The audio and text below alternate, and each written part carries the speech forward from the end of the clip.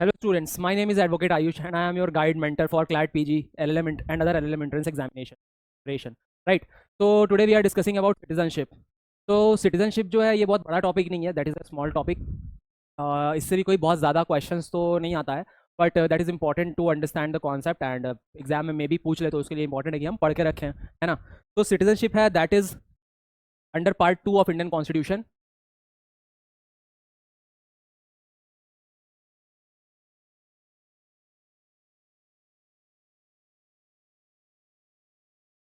Citizenship is defined under part 2 of constitution, like जो provision है वो पार्ट 2 में दिए हुए हैं।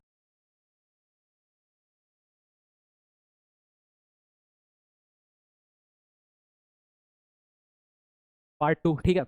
अब यहाँ पे पार्ट 2 में या फिर पूरे कॉन्स्टिट्यूशन में कहीं पे भी सिटीजनशिप की एज सच कोई प्रॉपर डेफिनेशन नहीं दी गई है, ठीक है। कहीं पे भी सिटीजनशिप की कोई प्रॉपर डेफिनेशन नहीं दी गई है। सिटीजनशिप बेसिकली एक लीगल रिक्वायरमेंट है ना। सिटीजनशिप जिसको हम बोलते हैं भाई नागरिकता, ठीक है। तो नागरिकता आपको सिटीजनशिप जो है वो प्राप्त होती है कुछ रिक्वायरमेंट्स फुलफिल करके। ये रिक्वायरमेंट्स हर देश की, हर गवर्नमेंट की अलग अलग रिक्वायरमेंट्स हो सकती है। तो अभी जो हम पढ़ने वाले हैं कि भाई आपको इंडियन सिटीजनशिप आप कब कहलाते हैं, सिटीजन आप कब कहलाएंगे, क्या रिक्वायरमेंट्स आपको फुलफिल करनी होगी, क्या कंडीशंस होते हैं, ठीक है। तो ये हमने आपको बताया अभी कि भाई कोई ऑफिशियल डिफिनेशन नहीं है। जो भी लोकल गवर्नमेंट या नेशनल या स्टेट गवर्नमेंट है उनके कंडीशंस को सेटिस्फाई करके आप सिटीजनशिप एक्वायर कर सकते हैं, ठीक है।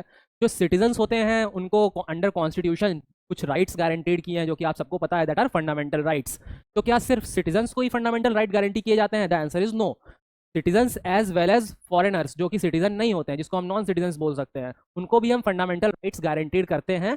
पर कुछ फंडामेंटल राइट्स ही गारंटी किया जाता है, पूरा नहीं दिया जाता है, राइट। सारे fundamental rights for non citizens available नहीं होते हैं, but all fundamental rights are available to citizens, ठीक है। फंडामेंटल राइट्स के साथ साथ सिटीजन्स की ड्यूटीज़ भी होती है, तो उनको भी फुलफिल करना होता है, ठीक है। ये देख लिया हमने। अब यहाँ पे हम बात करते हैं डोमिसाइल की। तो बेसिकली आप जब यहाँ पे डोमिसाइल की जब हम बात करते हैं कि भाई कौन से पर्सन सिटीजन हो सकते हैं, तो every person who has domicile in the territory of India, ठीक है। Domicile in the territory of India का मतलब क्या है? डोमिसाइल का मतलब क्या होता है? तो डोमिसाइल का मतलब क्या होता है कि भाई आप दो बेसिस पे हम डोमिसाइल को डिफाइन कर सकते हैं। पहला कि भाई जो पर्सन है he is the residence of India, ठीक है, इस पर्सन का रेसिडेंस है इंडिया में। दूसरा, हम इस तरीके से डोमिसाइल को डिफाइन करते हैं कि that person has intention to stay in India for indefinite period, ठीक है। तो ये हो सकता है डोमिसाइल का मतलब। अब यहाँ पे देखिए कि जो भी लोग सिटीजन्स कहलाएंगे उनका, जिनको हम सिटीजन्स कहेंगे, किनको कहेंगे भाई? Every person who has his domicile in the territory of India. ये तो समझ में आ गई कि भाई domicile in the territory of India का मतलब क्या है? जो कि इंडिया में रिसाइड करते हो या फिर इंडिया में उनका इनडेफिनिट पीरियड तक स्टे करने का इंटेंशन हो। Clear? Secondly, who was born in territory of India, भाई जिसका जन्म हुआ हो इंडियन टेरिटरी पे। Either of whose parents was born in territory of India, भाई जिसके इधर पेरेंट्स बॉर्न हुए हो, ठीक है। थर्ड क्या है? Who has been ordinary resident in the territory of India for not less than 5 years immediately preceding such commencement shall be citizen of India. Preceding such commencement का मतलब कि भाई कॉन्स्टिट्यूशन के इन्फोर्स होने से जस्ट 5 साल पहले तक जो लोग 5 साल से रह रहे होंगे इंडिया में, कॉन्स्टिट्यूशन के इनैक्ट होने से 5 साल पहले तक जो लोग रह रहे होंगे उनको भी हम सिटीजन कह सकते हैं। ये समझ में आ गई बात? तो भाई 3 कंडीशन यहाँ पे दिए हुए हैं, या तो आप इंडियन टेरिटरी में आपका बॉर्न हुआ हो, या फिर either of your parents they are born in the Indian territory, या फिर आप कॉन्स्टिट्यूशन के कमेंस होने के 5 साल पहले तक इंडिया में रहते हैं। समझ में आ गई बात? अब राइट्स क्या है भाई? Right of citizenship of certain person जो कि या तो पाकिस्तान से आए हैं या पाकिस्तान गए हैं, ठीक है। तो राइट्स ऑफ आर्टिकल 6 क्या बात करता है? Rights of citizenship of certain person who have migrated to India from Pakistan, ठीक है। जो लोग पाकिस्तान से इंडिया आए हैं, और people who migrated to India from Pakistan will be citizen of India if they fulfil certain condition. तो हम उनको कौन से कंडीशन फुलफिल अगर वो करते हैं, कौन लोग जो कि पाकिस्तान से माइग्रेट होकर के आए हैं इंडिया, ठीक है। तो कौन सी कंडीशन फुलफिल हो? Those who came to India before 19 जुलाई 1948, 19 जुलाई 1948 के पहले जो लोग इंडिया आ चुके थे वो लोग इंडियन रेसिडेंट्स कहलाएंगे, ठीक है। They are ordinarily resident of India since the date of migration. और those who came to India after 19 जुलाई 1948, 19 जुलाई 1948 के पहले जो लोग आ रहे थे उनको तो हम इंडियन सिटीजन कह रहे हैं, क्लियर है। पर जो लोग 19 जुलाई 1948 के बाद आ रहे हैं और वो 6 महीना इंडियन स्टेट में रह रहे हैं तभी वो सिटीजनशिप लेने के हकदार होते थे। After staying for 6 months in India got themselves registered bye government of India citizen. ठीक है, तो 19 जुलाई 1948 डेट याद कर लीजिए। 19 जुलाई 1948 के पहले जो लोग आ चुके हैं उनको हम सिटीजन कहेंगे, या फिर 19 जुलाई 1948 के बाद जो लोग आए हैं और 6 महीना रहते हैं फिर अपना जो रजिस्ट्रेशन है गवर्नमेंट ऑफ इंडिया के थ्रू करवाते हैं तो हम उनको सिटीजन कहते हैं। ठीक है, सो डेट आप लोग याद रख लीजिए। उसके बाद क्या है,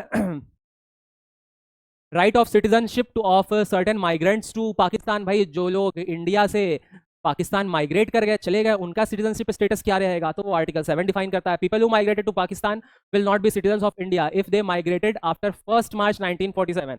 तो यहाँ पे डेट क्या है, पहले हमने डेट देखा 19 जुलाई 1946, अभी हम देख रहे हैं कि भाई जो माइग्रेट हुआ जा रहा है जो लोग इंडिया से पाकिस्तान गए हैं तो उनके लिए डेट क्या है 1 मार्च 1947। लोग इस डेट से पहले, इस डेट के बाद अगर माइग्रेट किए हैं, ठीक है, वो लोग इंडियन सिटीजन नहीं कहलाएंगे, क्लियर कट। 1 मार्च 1947 के बाद जो लोग माइग्रेट किए हैं वो लोग इंडियन सिटीजन नहीं कहलाएंगे।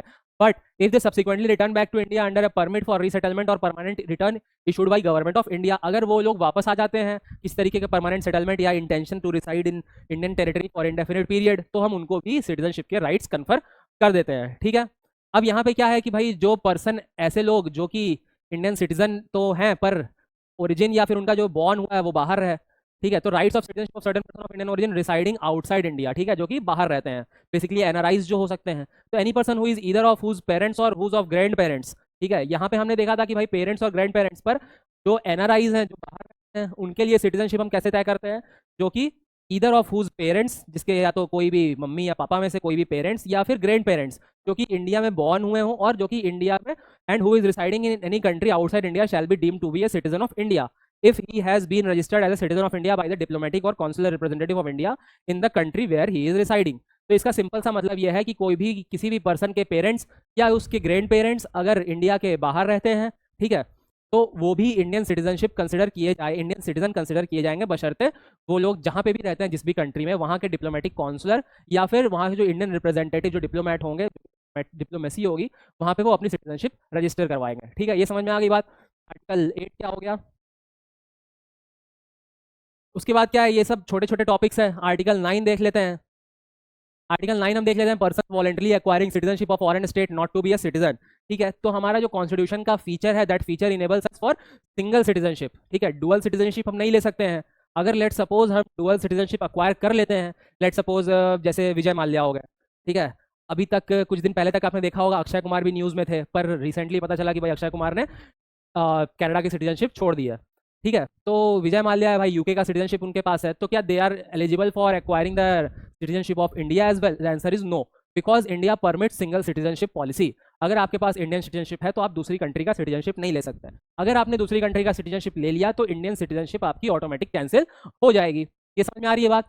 तो person acquiring voluntarily acquiring citizenship of a foreign state not to be citizen, तो भाई जो भी लोग वॉलेंटरी किसी दूसरे स्टेट की सिटीजनशिप को एक्वायर करते हैं वो इंडियन सिटीजनशिप ऑटोमेटिकली खो देते हैं। ठीक है, यहाँ पे आर्टिकल 10 क्या कहता है, continuance of the right of citizenship. भाई आपके क्या बिहेवियर, क्या मैनर्स होने चाहिए जिससे आपके राइट से सिटीजनशिप के राइट जो है वो कंटिन्यूअस में रहे। Parliament to regulate the right of citizenship by law. अब देखिए कॉन्स्टिट्यूशन में सिटीजनशिप के बारे में या सिटीजनशिप के रिगार्डिंग क्या रूल्स होने चाहिए, इसके रिगार्डिंग बहुत ज़्यादा प्रोविजंस नहीं दिए हुए हैं। ठीक है, पार्ट 2 में आपके सिटीजनशिप के प्रोविजंस हैं, बट एज पर उसके क्या लॉज होने चाहिए वो प्रोविजन नहीं दिया हुआ है। ये प्रोविजंस कहाँ पे दिए हुए हैं, तो these provisions are given under citizenship act of 1955।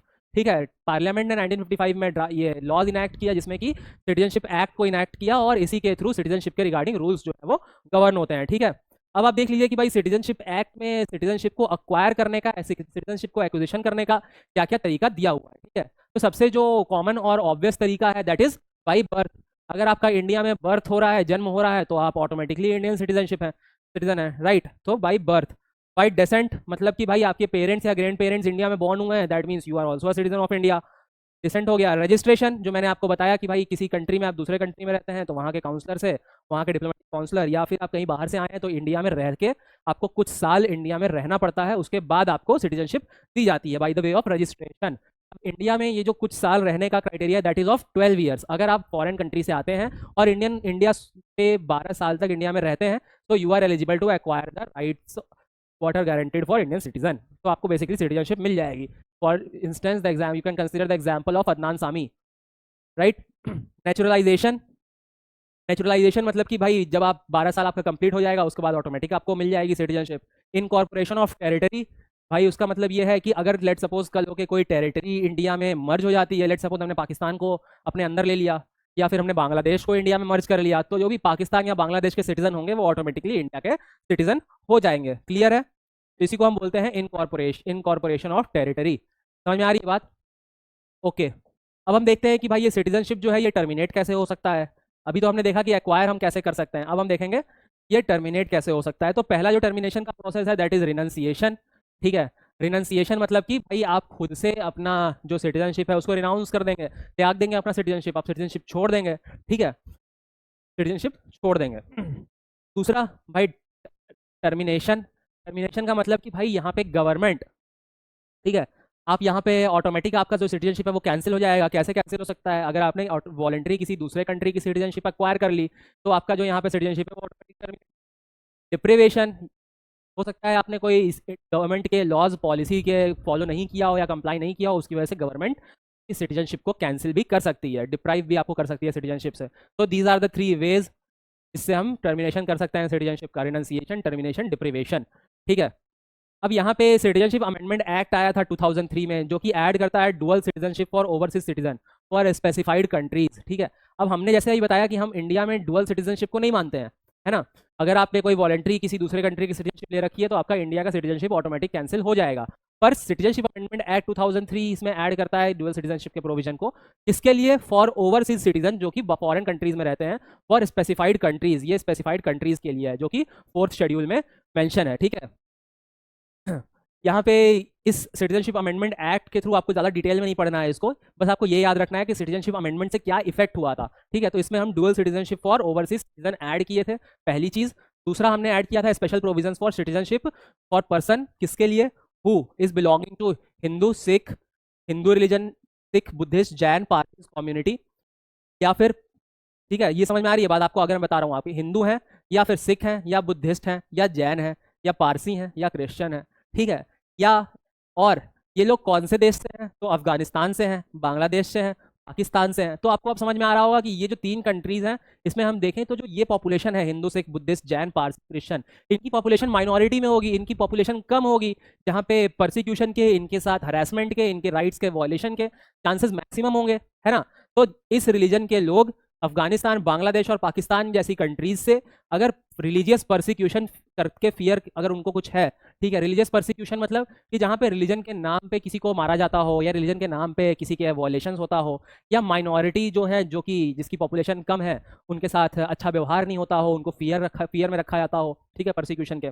तो those religion who had suffered religious persecution or fear of religious persecution in their country of origin were made eligible for citizenship। ठीक है, तो ऐसे लोगों को जब हम इंडिया में बुलाते हैं तो उनको सिटीजनशिप भी हम ऑफर करते हैं। समझ में आई बात?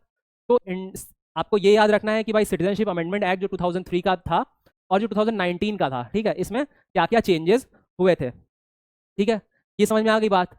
तो बेसिकली सिटीजनशिप का जो केस है वो बहुत ज़्यादा इंपॉर्टेंट तो नहीं है चैप्टर, बट हाँ आपको ये चीज़ें याद रखनी है। याद रखने वाली चीज़ें क्या क्या है कि भाई आप पहले तो सिटीजनशिप कैसे करते हैं, तो बर्थ से, डिसेंट से, रजिस्ट्रेशन से, नेचुरलाइजेशन से और इनकॉर्पोरेशन से।